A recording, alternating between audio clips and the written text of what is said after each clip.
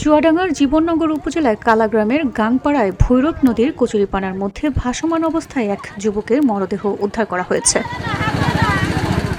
নিহত ব্যক্তি মনোহরপুর ইউনিয়নের ধোপাখালী গ্রামের খলিলুর রহমানের পুত্র শিমুল। ঘটনাটি ঘিরে পুরো এলাকায় চাঞ্চল্যের সৃষ্টি হয়েছে। শনিবার সকাল প্রায় 10টার দিকে উপজেলার মনোহরপুর ইউনিয়নের কালাগ্রামের একটি খালে কচুরিপানার ফাঁকে মরদেহটি দেখতে পান স্থানীয়রা। পরে তারা বিষয়টি প্রশাসনকে অবহিত করেন। পারিবারিক সূত্রে জানা যায় প্রায় 7 থেকে 8 দিন আগে বাড়ি থেকে বের হয়ে নিখোঁজ হন শিমুল। এরপর থেকে স্বজনরা বিভিন্ন স্থানে খোঁজাখুঁজি করেও তার কোনো সন্ধান পাননি।